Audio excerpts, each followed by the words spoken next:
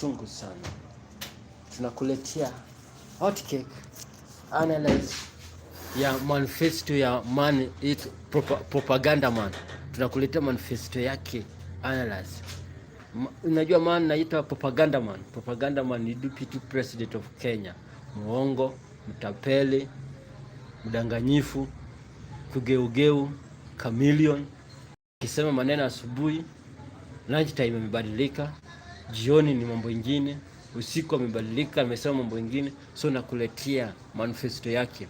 Hadi manifesto yake ukisikia full, sasa mimi nakuleta ndogo ndogo bila watu analyze.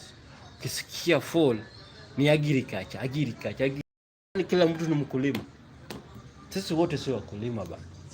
Sisi wote kazi ya kulima tuwezi fanya. Kazi ya kulima ni kazi ngumu sana, na kazi ya kulima ni kazi ya kuchoma sana. Anacheza tu kazi ya kulima bana. Lima shamba, weka mbegu, fanya dawa, weka maji, harvest, alafu tafute soko, sport. Mama, kazi ya shamba ni hasara mtu wangu. Na ikiungua pia hizo mbegu zako imeungua ni hivyo, umeenda hasara. Waliweka 100 umeenda hivyo. Kazi kama hiyo si kazi ya kutegemea bana. Kazi ya kulima ni kazi ya potea bana. Ni kazi ngumu sana. Hiyo kazi huwezi lisha wa Kenya bana. Hiyo kazi hawawekea watu wa Rift Valley na Central, kwa sababu hiyo manifesto yake ni Rift Valley na Central. Kwa sababu sijasikia pale anaongea wale ambao ni watu wa kutafuta gold mining. Hakuna wale wa fisherman. Hakuna tourism, sijasikia. Watu wengine nini wako mambo mengine. Na hii mambo ya kulima unataka kuongea. Wewe kitu ungetuambia kama hii mambo ya kulima ya agriculture unaongea juu yake. Agriculture kwanza tuamushe factories za agriculture kwanza ndio tulete agriculture. Agriculture tutaki kuamusha, alafu agriculture itafanywa aje? Watu walime hizo vitu zitaenda wapi? Tulime tukue na chakula nyingi. Uganda lime chakula nyingi, Tanzania lime chakula nyingi. Tunauziana wapi sasa chakula? Kenya iko na viazi. Waendi Tanzania kununua viazi. Tanzania pia kuji Kenya kununua viazi. Tutaenda wapi? Sisi zingine zitaoza. Pia lazima tutafute soko, tutauzia nani? Wewe unaambia tulime tujafutia soko. Uzia nani? Alafu hata hiyo kitu muhimu sana. Factory za hizi wakulima agriculture. Unajua agriculture nataka factory. Ukikataa kuuzana kwa soko, tunaweza badilisha hizi vitu tumelima ikuwe kama oil, kama factory ya miwa, factory ya sukari zimekufa zote, kampuni zote ya sukari. Nini watoa sukari nje? Factory ya mahindi, na nyinyi mnalima mahindi, mnatoa mahindi yote. Factory ya pepper, Bumburi pepper imekufa zote. Factory wa kulima hiyo unasema hapa wewe, ambayo ilikuwa inafanyika Kilifi, ile agriculture ya Kilifi ile imepewa wache nini Israel, imekufa yote. Pamba imekufa ya Kisumu na Kitui. Why? Fish factory zote zimekufa. Alafu unatuambia tulime tano kwa factory. Kwanza musha factory za kulima. Kama tuko na factory zote ya sukari 5 ifanyi, sasa paka watu wameleta hao private hizi barracks ni private zote ndio zinafanya. Kwa nini za serikali ifanye? Kwanza musheni vitu ya serikali. Pan paper zimekufa. Paka unaenda kuprint paper nje. Na sasa hizo pan paper iko nasaidia vitabu tunaprint hapa, hizi election tunaprint paper zao hapa, tunapata pesa inarudi tu within. So, hii agriculture mtu wangu lazima kwa factories zina function, factories zinafanya kazi ndio ifanyekane, tujue kulima itatusaidia aje. Kwa sababu sasa tulime njugu kama sisi ni watu wa kulima njugu. Sisi kama watu wa kulima simsim. Sisi kama watu wa kulima sunflower. Sisi kama watu wa kulima pamba. Sisi kama watu wa kulima miwa. Hizo factory zao zimekufa. Lakini kama factory ziko, simsim ukilima njugu, ukilima inasiagwa, inatoa oil. Oil hiyo watu wanatumia kupika. Sisi bado tunaleta vitu kama hizo kutoka nchi zingine. So, nakuomba tafadhali, kama hii video itakufikia, like the video, share the video, subscribe the channel. So, like this video, share this video, subscribe the channel. So,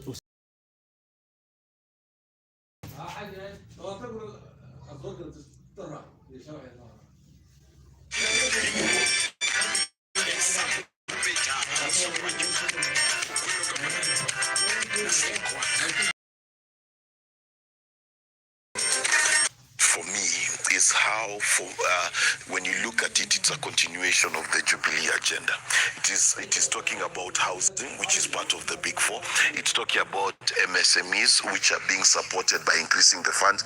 Reminds you of Wezo Fund, reminds you of the Youth Fund, reminds you of the Women Enterprise Fund, which is again a continuation of the same. You look at how he said upgrade that to 3 trillion by digitizing what KRA is doing. So I think he is piggybacking off of good planning on the part of the Big Four agenda, including university NHIF part mandatory for everybody. That is the healthcare pillar that Uhuru Kenyatta started, which is a very clever of William Ruto, because the best way to build is to continue has already built, which is a stroke of genius, because then that you are talking about. So for me, this is a very big continuation of the Big Four agenda. But the question now you've got to ask yourself is, what then?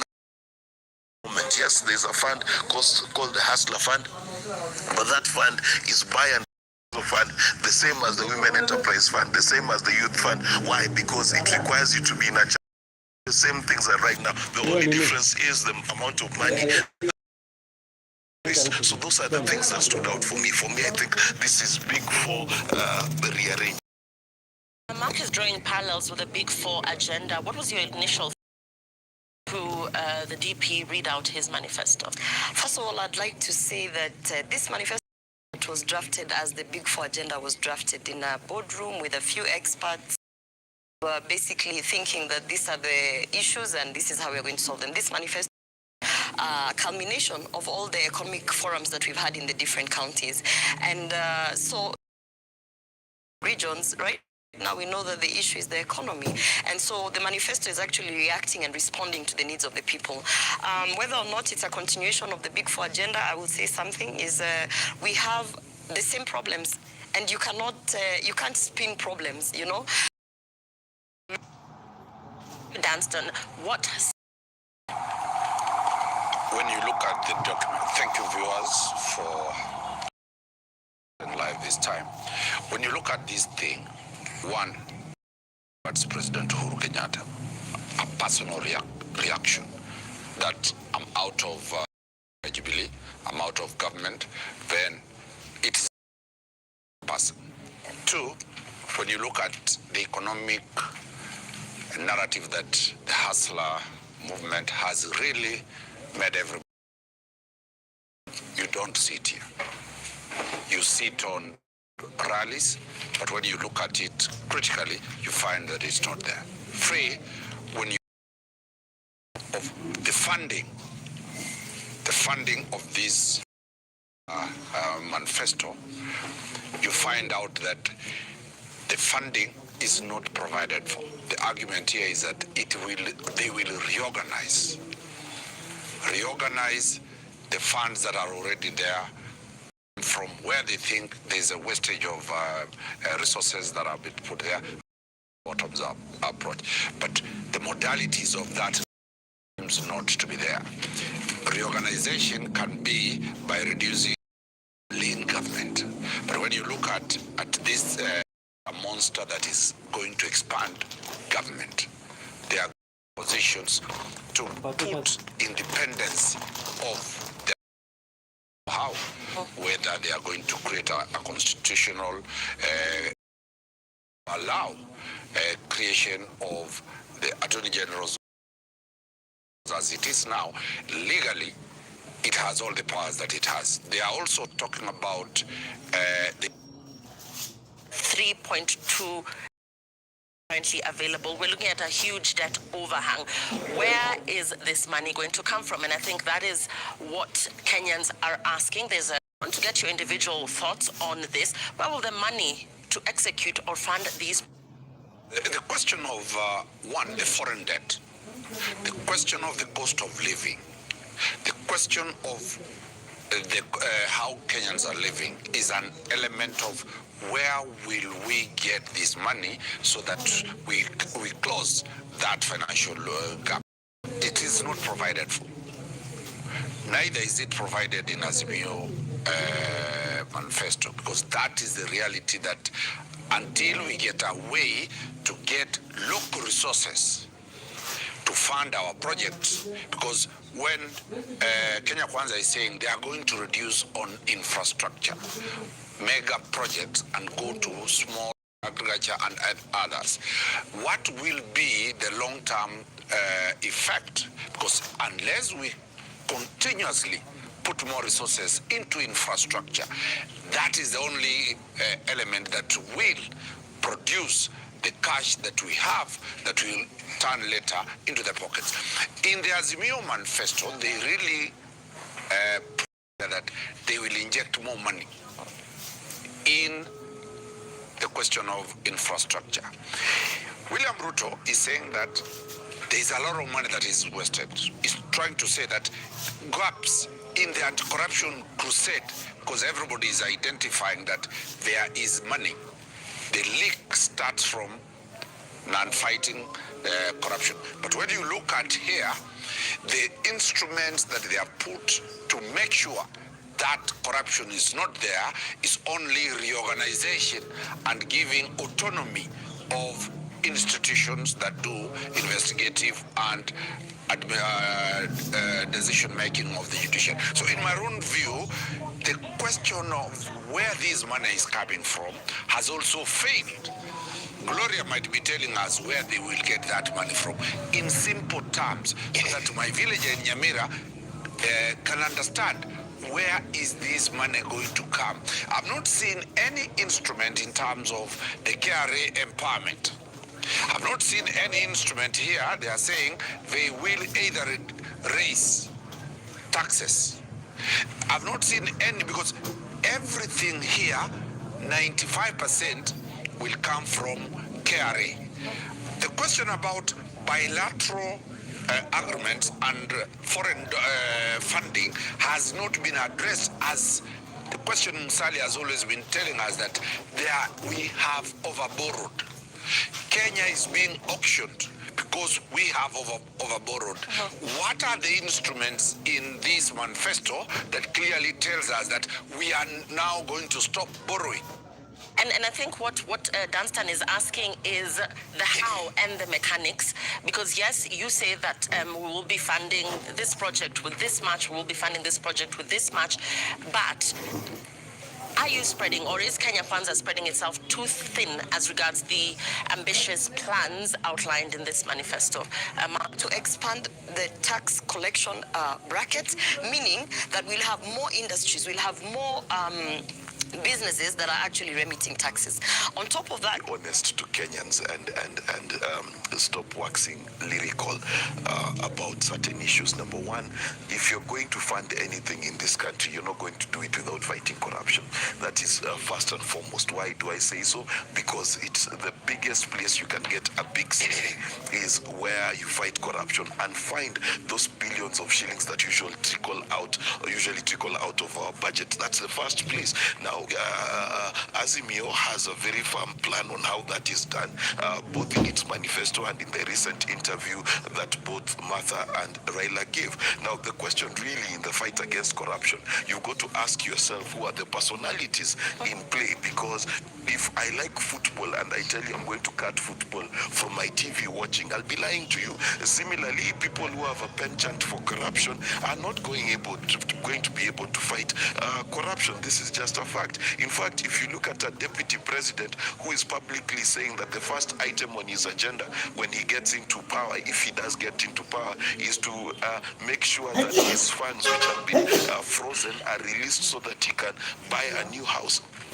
That should tell you the kind of character of people we're talking about. So you need to look at the character of the people and ask yourself, are they able to actually fight corruption? Second issue is taxes. And why am I talking about taxes? Because in answer to this question, William Ruto was very categorical. He said that he wants to increase the collection of taxes from 1.8 trillion where it sits today to 3.2 trillion. That's what he said. And he said that he needs to digitize KRA, and by digitizing KRA, he'll be able to do so. So one of the biggest problems with that statement is that KRA is already being digitized. Already they're introducing new ETR machines. So again, this is part of his genius to promise what is already being done. understand? But at the end of the day, let us underscore one thing.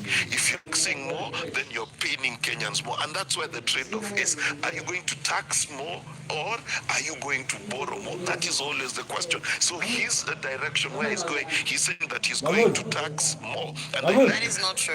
But how It's else? not going to tax more. There are industries that are not even taxing because they are not receiving any service. Let's allow Mark to respond to the question. That's not true, though. Mark, carry on, Mark. So that we can finish as well. Yeah. You understand? And I like the fact that even Gloria here, who's arguing, has just said that corporates need to pay taxes. And I like that because I remember UDA was at some point defending Kerocha industry for not paying taxes for a long time. So I'm glad they've woken up to the reality that corporates actually need to pay tax, and they should start with Tabitha Karanja. She pays taxes. Thirdly, let me just correct a little something that was said, that SGR is not in profitability. SGR, and there are many others, of course, MMS. Yes. So let's not. I was just yes.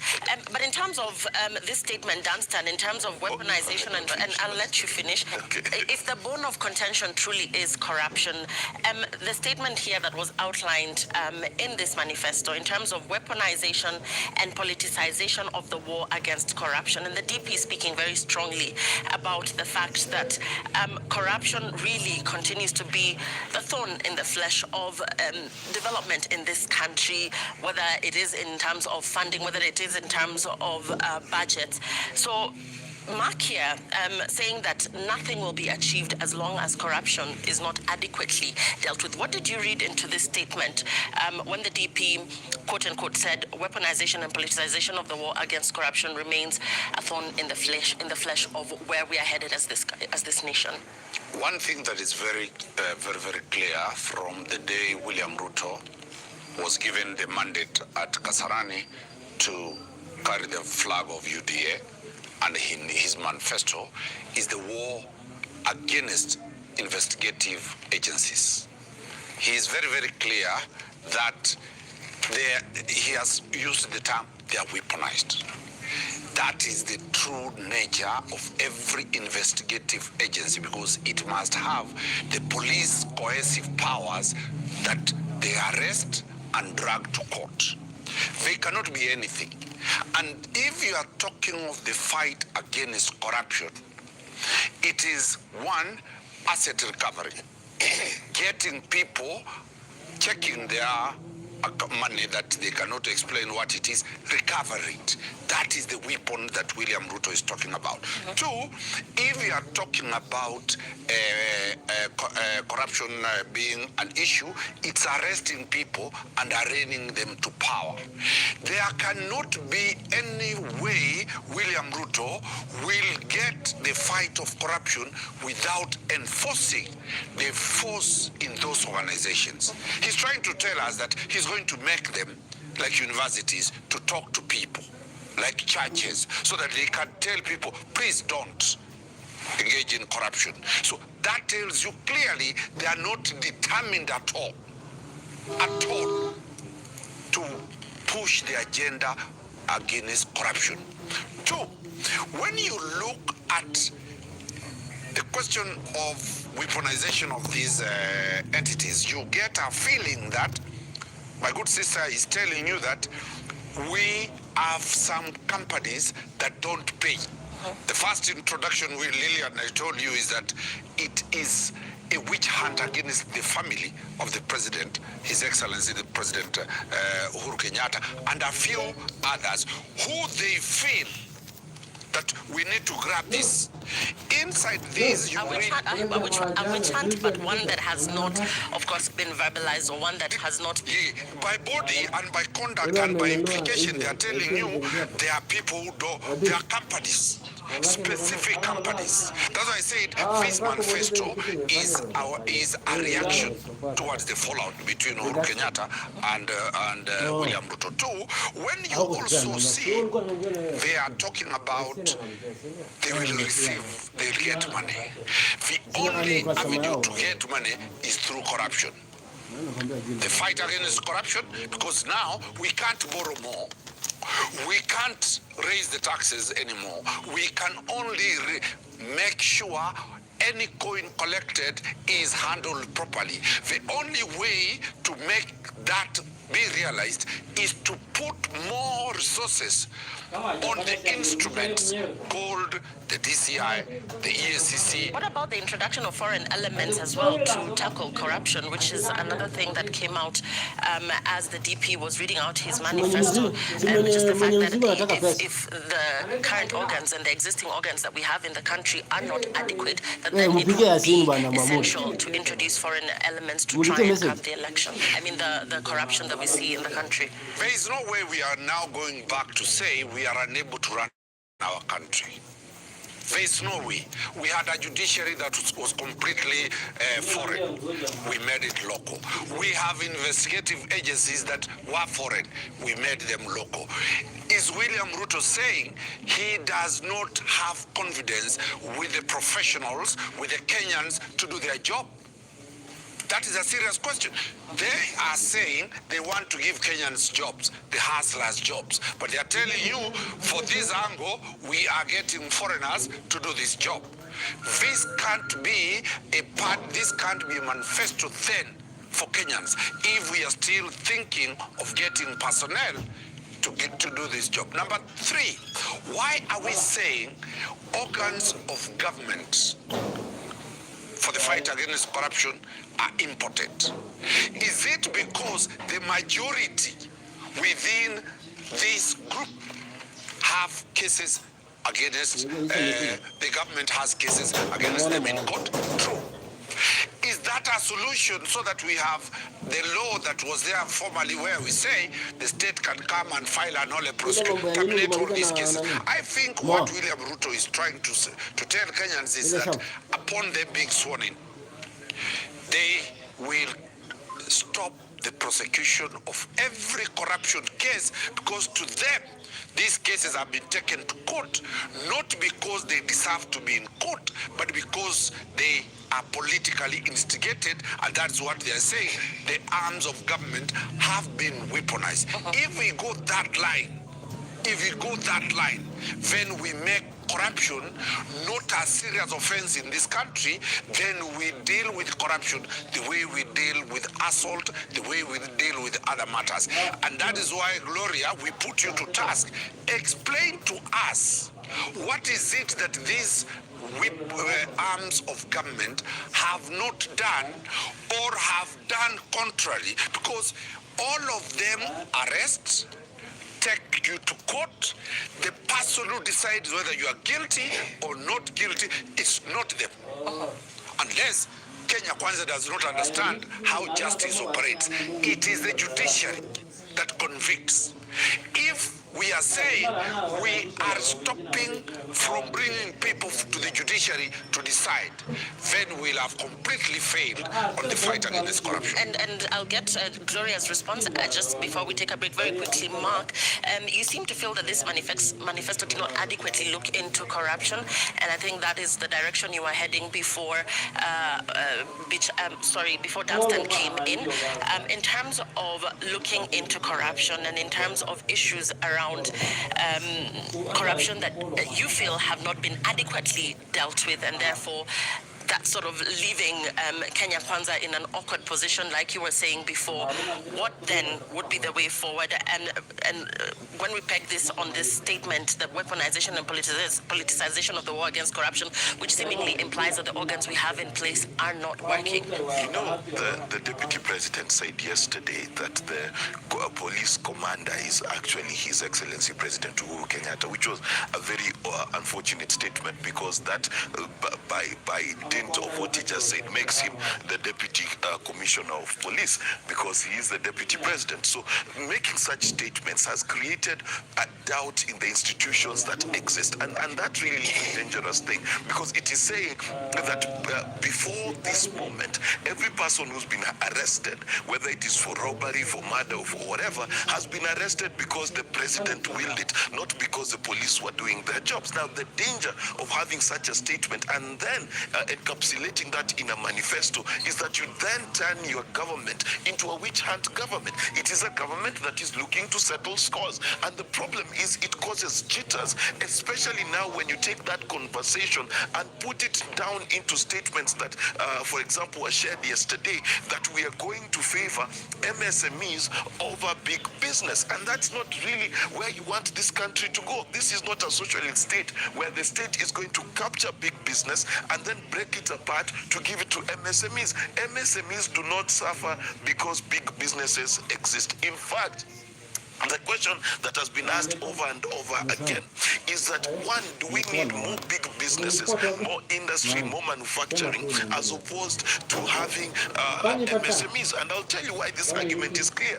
Number one, not everyone is an entrepreneur. 10% of a population is entrepreneurial, only 10%. The other 90% needs jobs. And where do you get those jobs? You get those jobs in industries, you get those jobs in manufacturing. And that's where there's a big difference between the Azimio Manifesto and the Kenya Kwanza Manifesto. The Azimio Manifesto is about let's do this, let's create jobs through industry. MSMEs will only benefit 10% of Kenyans who are entrepreneurial. And then what happens to the rest of the 90%? And this question is very, very important, because at the end of the day, and let me finish with this.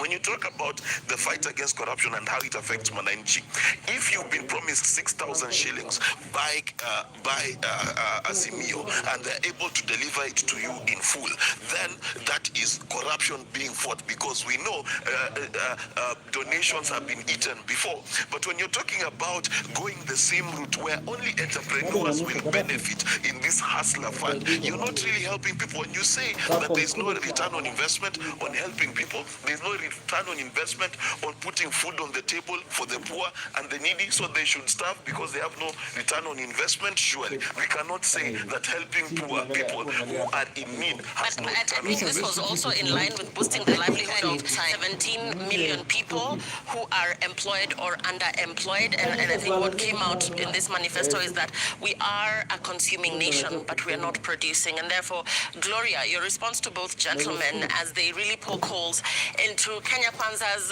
almost populist approach, because I think that is what and going forward I need more time, because you realize I'm sitting here alone and I'm battling this too. But any day I can wipe the floor with them. To correct you, in Europe and the US, 75% of production actually comes from MSMEs. So let's not try and water down the impact of MSMEs. But I want to talk on the issue of corruption and some of the things that I've had.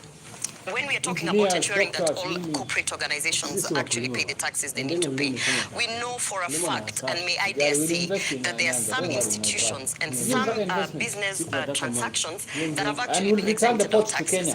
And just to put out one example, NCBA, the merger of NCBA actually got exempted of a lot of taxes, and up till today, okay, I think your fellow went to court and actually asked why. So when he brings up the issue of Keroche, we were, in fact, I was on set saying, if you can exempt billions from the merger of that bank NCBA, why can't you sit down with Kereche and see? So basically we're trying to say that it has to be fair, it has to be an equal playground for all, and we are not, it feels like a witch hunt for certain people, because for certain people they have actually for a long time been exempted of taxes because of who they know in government, and that's what we are saying we are going to deal with. Now, when someone talks about corruption and does not even want to understand that indeed our bottom-up economic approach will deal with corruption, you ask me how? Recently, we've seen how our port was actually sold. Our port was sold. We call it state capture. We are actually talking about individuals in this government who went to transact business and sold off the port. And the one thing that my party leader actually said is we are going to take back those actions, because that is a resource and it's a form of income. And if you ask the people, because they're suffering because they don't understand, they have the port here, but there's no economic impact on them. So when we talk about looking at the people who are at the front, look at their characters, see if they actually have intent, we actually call for the same, because the people who have sold the port are the same. But we do know that Okori Atani also clarified and outlined exactly why this move was made and who it was essentially going to benefit. Will come and tell you, nilikuibia kwa sababu niliona utumiangi your handbag. So does it make it right? It's not thief. Not right. So Ukuri Yatani can come out and say all he wants to do it, but the thing is, they auctioned our pot. And those people who auctioned our pot are the same people who Mark Bichache is sitting here trying to actually say, these are the white people who are Wakokama Pamba, they have no corruption cases. They have sold, before you know it, if you give them 5 years, Lillian, we might end up being back in colonial era because we don't own anything. So the issue of corruption is an issue we have really beat and said, corruption doesn't happen down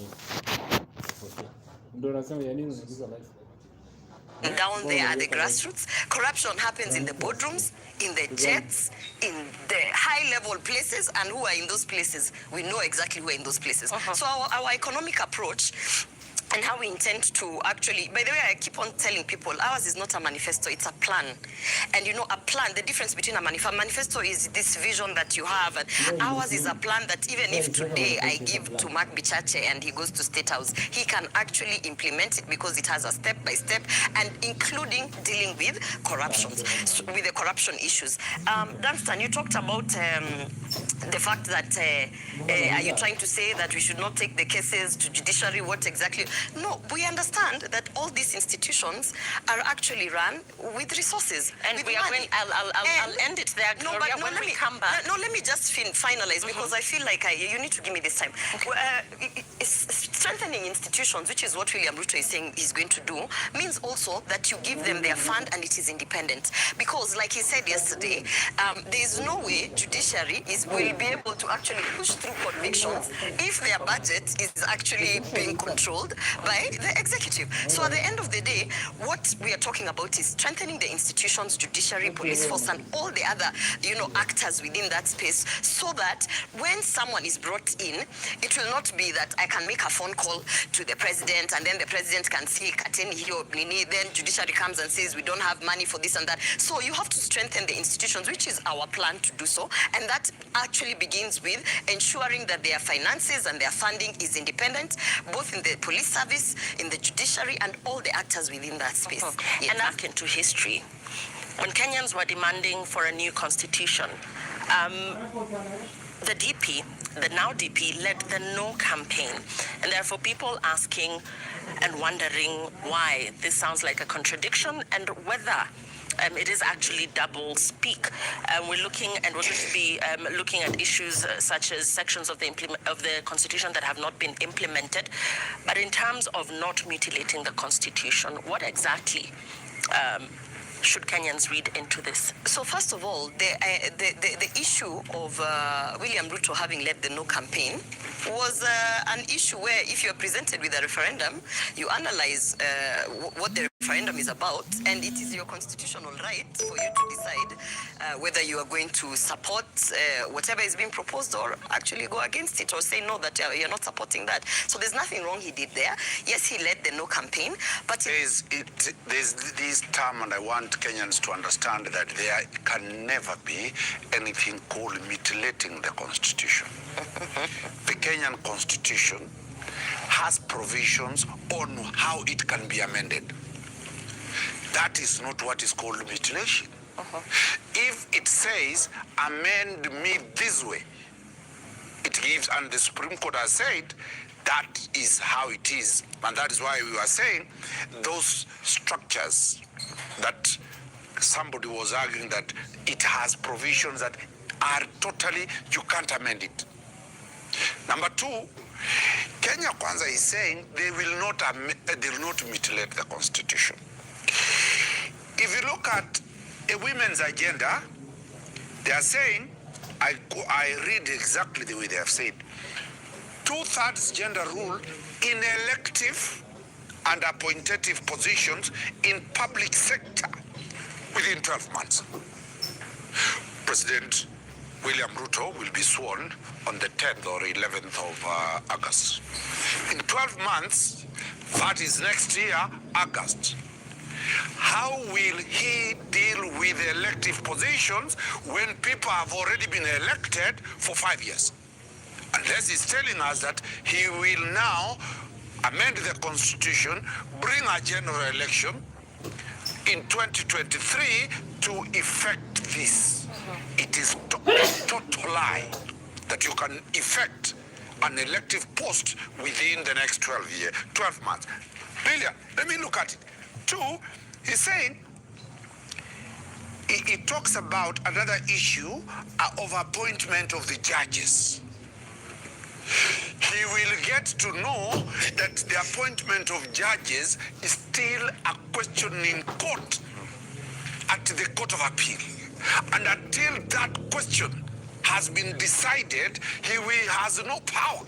A matter that is at the Court of Appeal, unless he's saying he is going to overrule the Court of Appeal, because once that matter is still alive at the Court of Appeal, it might go to the Supreme Court. So let not anybody lie that he can appoint the judges within 7 days. But if the decision of the courts, if the courts make those determinations before then he'll do that. Number three, he's talking about, look, establishment of a special tribunal for gross human rights violations and enforced disappearances. Under which constitutional provision, if it's a court of law, is it a tribunal? What will it be? Is it going to be superior to the judiciary? So that is the question I'm looking at, that in this manifesto, I think they failed to get lawyers to advise them on that. Then he also says he's going to audit judicial liabilities and shortcomings within the first 3 months. He is going to audit judicial liabilities. What are these liabilities? Are they financial?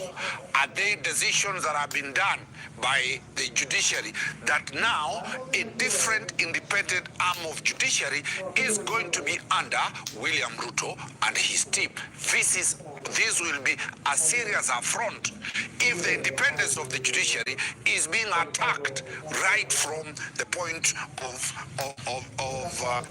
inception. He says also another constitutional issue he is raising here is about strengthening the police oversight and appoint an ombudsman to focus on human rights violations of the youth. What?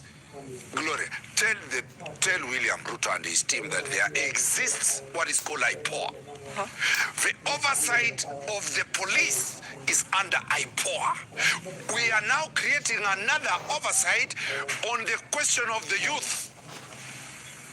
A political slogan to entice the youth that we are creating another oversight over the police to do that.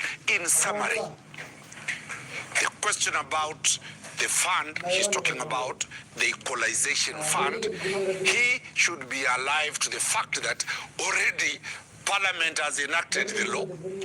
Already the budgetary allocation for this budget for the equalization of the judiciary fund has started, and in this budget, as the president signed, the money will be there. So there is nothing new he's telling us.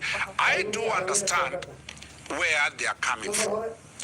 They are torn between how do we deal with the monster of the BBI. My good sister has raised serious political speeches, not legal speeches. The BBI has been decided conclusively at the Supreme Court. Two, where we are saying money that was used was state funds, and they will recover that money. A decision has been made in the petition by one Murara Omoke that those people who spent this money be surcharged and refund that money. The Supreme Court of Kenya has already made that decision. They are not aware about it. You can never follow anybody to say that bring this money that is there. So in summary, here we have a manifesto that purports to defend the sanctity of the Constitution. Yet, by act or by omission, they are showing that we will need to amend the Constitution to that view. And I have no problem any Kenyan wanting to amend the Constitution. The Supreme Court has said, if you are not the president, go through the people's the popular initiative. Anybody, 45 million Kenyans can do that. Two, if he's William Ruto, he has been told, take the executive approach to parliament and do it. There is nothing wrong to amend the constitution, but what I'm against is anybody trying to impute that that is unequal to mutilation. Let me finish one thing about compliance with the court orders. The president of this country has only been ordered in one matter: appointment of the judges. That is the only court order specific to President Uhuru Kenyatta. That question is at the Court of Appeal. It is a live matter that is going on. Once the decision is out whether the president is in contempt of the court order, then that is the time we will say, now the Supreme Court, the Court of Appeal has said, the Supreme Court has said, then the president is in contempt of our court. As we are now, there is no contempt that the president of the republic has been with finality been ordered. And now the other orders, and this is what everybody should understand, a court order specifically for Danstan Umari to do the job, I being the NMS boss, I being a PS, is not the president. That officer who has been in contempt is held alone liable.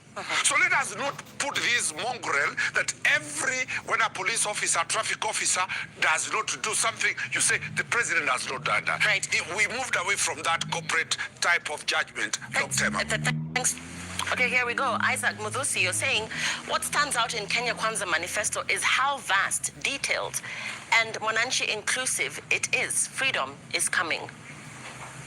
Joseph, you're saying, to be honest, I don't see Kenya Kwanza delivering anything to Kenyans if they cannot commit to fighting corruption. Broadening the tax bracket without sealing the corruption loopholes will amount to nothing. Corruption is what ails Kenya. Bob Otieno, you're saying Kenya Kwanza Manifesto launched yesterday by DP William Ruto flows and resonates well with his bottom-up economical model and captures many problems affecting majority of hustlers. Paul already is saying the Kenya Kwanza and Azimio agendas for Kenya are great, but the financing is the big question. Ending corruption is not something they will do if they have not done it all this time while in office. Those manifestos are smoke screens for sinister leadership. Omwanto, you're saying Kenya Kwanza's silence on corruption spells doom, as corruption, money laundering, economic sabotage, crimes remains the greatest impediment to guaranteeing decent living for all Kenyans. We need a government that will deal with corruption once and for all. Aleki, you're saying, give it to Kenya Kwanza. Their manifesto is well broken down, explained how the Azimio manifesto was majorly vague, lacked details. The Kenya Kwanza plan is achievable and practical. Local solutions-based Azimio manifesto imported their policies. And lastly, Nyanza reporter, you're saying Uwezo Fund, Youth Enterprise Fund, failed because Kenyans thought it was a token from the politicians. It's the same feeling, attitude by Kenyans about the Hustler Fund. We cannot do the same thing again and again whilst expecting different results. Let's begin with that the appointing of CAS was unconstitutional and amounted to mutilation of the constitution, and yet we sit in a Kenya Kwanza power structure where they've created the position of chief minister. So if creating positions is mutilation of the constitution, why is it okay to create a chief minister and it's not okay to create a CAS? That's propaganda. We don't have a chief minister. What is Mudavadi's role? We don't have. Mudavadi has a contract right now with chief minister. Can we be serious? Like, we have CASs in office now with drivers and security. Mudavadi is a chief minister where? In which government? In your agreement. What is the agreement of that is low. That is low. You are a communication expert, and that is low. No, I like the fact that you will duck and dive at such issues. No. But it is okay for Kenya Kwanza to create positions. When other people create positions, then it's mutilating the constitution. And that's a kind of duality that you see. You see Kenya Kwanza's approach, and this is the big difference between the Azimio Manifesto and the Kenya Kwanza Manifesto. Kenya Kwanza Manifesto is populist. Why is it populist? When you talk about creating a special commission to look into the issues of youth and how they have been handled by the police, you are then simply forgetting that there's a Kenya Human Rights Commission which exists for that very purpose, which does its work every day. So when you want to create another entity, you're duplicating roles, which again is mutilating the constitution, because the Human Rights Commission is a constitutional body. So this is the biggest difference, that Kenya Kwanza wants to play to the populist gallery, which is why if you look at their manifesto, much of it is about goodies and expenditure. Very little of it is about how actually you're going to grow an economy, and that takes leadership and that takes sacrifice. For example, I'll give you an example, the Hustler Fund versus industry. The truth of the matter is this, that Kenya is at the point in its development curve where we need to develop industries. It was true for Singapore, it was true for China, it was true for the United States. After you build roads, you build trains, and you have expanded airports, and you have 2 ports at your coast, the next thing you need to do is have products for you to export. So you need to industrialize. So one of the biggest differences is one county, one product versus Hustler Fund. That is one big difference. You've got a difference between free university education and the education that is going to stay where it is. Why is free university education important? Because if you're going to industrialize a country, you need a huge mass of educated people to occupy those industries. TVETs are also equally important. And how are people going to get into TVET if they can't afford it? How are the people going to get into universities if they can't afford it? So you need to make education freely and abundantly available. Number 2, is we need to understand something, that when someone is hungry and they cannot feed themselves, they're not going to form a chama, to form a business so that in 2 months you can give them the Hustler Fund. It is not going to work. The reality of the matter, and if you look at how people are looking at charity and safety nets for society, universal basic income is one of the conversations that is being had. Why is 6,000 bob for me an important question to answer? Because at the end of the day, to get on a ladder, you need that first rank. You need to be able to eat, you need to have shelter, you need to be able to clothe yourself. That's where dignity begins. And one of the things that has been proven worldwide, if you want to help people, you need to put money in their pockets. How does money in their pockets change the society? They're able to buy more products, they're able to live more decently, they're able to go to school. And what happens? You begin to transform your society by creating even more businesses. So what is the compendium? The compendium of the issues is this. The number 1, if you take the Kenya Kwanza route, you're going to take a route where we are going to be fighting big business in support of small business, and these small businesses, only 10% of the population are entrepreneurs. That is a fact across the world. Kenya is not going to be different where 90% of us are entrepreneurs. So the Hustler Fund is only going to benefit 10%. On the other side, what you've got to ask yourself is, the Azimio approach of things is a tried and tested and proven method. It is what China did, it's what the United States did, it's what Singapore did. This bottom-up model only exists and has only been done in the minds of the people in Kenya Kwanza. It has never been done as a development model for any other nation across the world. Very quickly, for that viewer of ours who is struggling to understand the difference between the trickle-down economic model and the bottom-up economic model, in your interpretation of this, for the layman, very quickly as we proceed with the 2/3 gender rule. Yes, so to put it into perspective, what trickle down means is that number 1, there is big industries. Big industries create employment for a lot of people. Then you create safety nets, which is what the 6,000 bob is, for the people who fall outside of the opportunities you're creating. So one county, one product is creating 47 industries. There are people who might not fall into that category. So you create safety nets for them. That is the idea. The bottom up suggests that every person is quote-unquote a hustler. So every person is an entrepreneur. So every person needs to start their own business. And then Kenya will be full of many small wheelbarrow-based businesses that then will somehow grow to the future.